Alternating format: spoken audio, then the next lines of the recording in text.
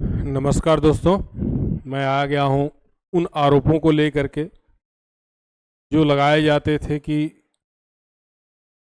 ब्राह्मणों ने हमको पावर नहीं दिया, वो शक्तियों को नहीं दिया जो माने यूज होते थे युद्ध में बड़े पैमानों पे, या हमको शिक्षा नहीं दिए, ज्ञान नहीं दिए।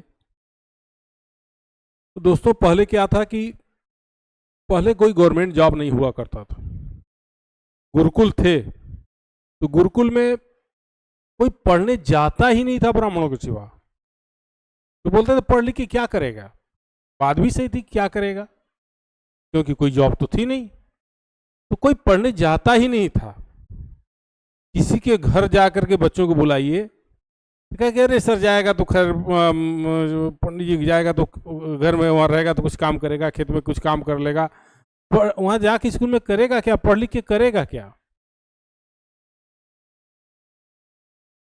अब पढ़ने लिखने की जो ललक थी, जो समझ थी, वो जब पहले पोस्ट ऑफिस का निर्माण हुआ और घर पे चिट्ठी पत्री आना शुरू हुई, तब लोगों को समझ में आया कि पढ़ने से क्या फायदे होंगे। फिर हुआ कि भाई स्कूल में भेज दो, कुछ तो पढ़ ले, कम से कम घर पे चिट्ठी पत्री आएगी तब तो पढ़ लेगा। तो उतना ही पढ़ाने के लिए लोग भेजते थे। लेकिन अंतोगत्वा मैं इतिहास के पीछे जा रहा हूं, जो महाभारत काल में हुआ था।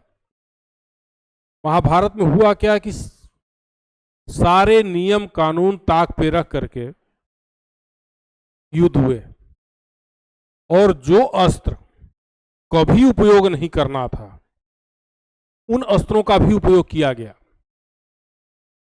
तो मैं सारे अस्त्रों का जिक्र नहीं करूंगा। एक अस्त्र है जो सबसे खतरनाक अस्त्र था, उसको बोलते हैं ब्रह्मशीर अस्त्र।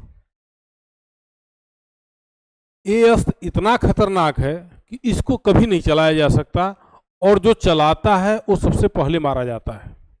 सबसे पहले उसी की मृत्यु होती है जो इस अस्त्र का इस्तेमाल करता है। इस अस्त्र का नाम है ब्रह्मशीर अस्त्र। इस अस्त्र को वही चला सकता है जो अमर हो, जिसे अमरत्व का वरदान हो। तो ब्रह्मशीर अस्त्र क्या है, इसके बारे में हम आ रहे हैं। देखिए, ब्रह्मास्त्र जो है उसमें ब्रह्मा का एक सिर होता है, ब्रह्मास्त्र, जो बहुत खतरनाक है। लेकिन ब्रह्मशीर जो है वो सबसे खतरनाक है। अब तक के सारे अस्त्रों में सबसे खतरनाक अस्त्र ब्रह्मशीर अस्त्र, क्योंकि इसमें ब्रह्मा के चारों सिर होते हैं और ये चारों दिशाओं में काम करता है। ये अस्त्र धनुष बाण से नहीं चलाया जाता। इसके साथ केवल कुछ चीजें होती हैं जिसको कुछ मंत्रों के साथ उपयोग किया जाता है। ये अस्त्र करता क्या है? ये अस्त्र एक कैटलिस्ट का निर्माण करता है।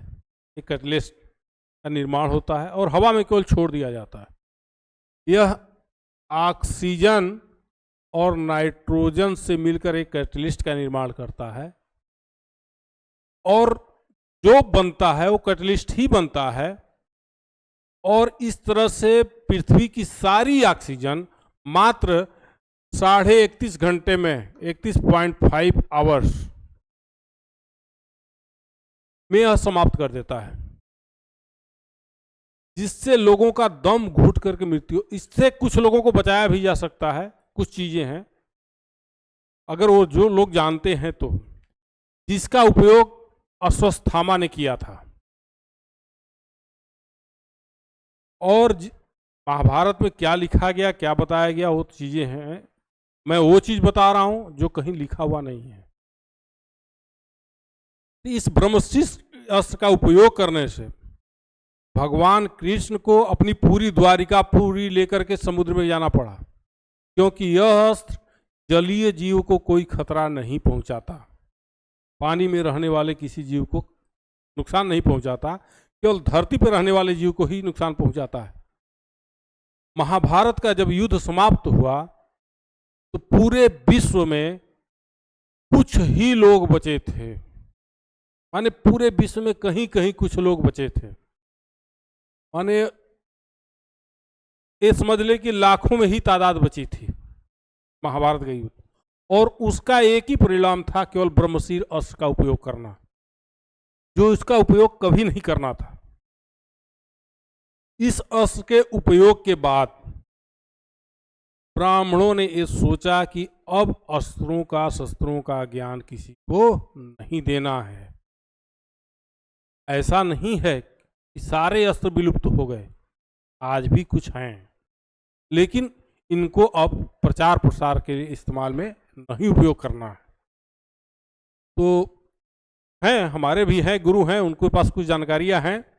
तो चूंकि जानते हैं कि जब से देश आज़ाद हुआ तब से 134 साइंटिस्टों को मारा गया है, केवल मार दिया गया जानकारी हासिल करने के लिए। तो ये सब चीज़ें बताना थोड़ा सा खतरनाक है कि किसके पास है, कहाँ है, ये सब नहीं बोला जा सकता।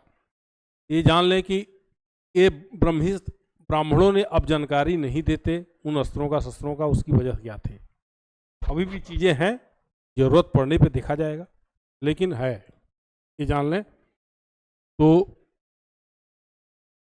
जो ब्राह्मणों पे आरोप लगते थे, बस उसी के लिए ये मेरा टॉपिक था कि क्या वजहें बनी जिसकी वजह से इसका प्रचार प्रसार और इसका ज्ञान को रोका गया।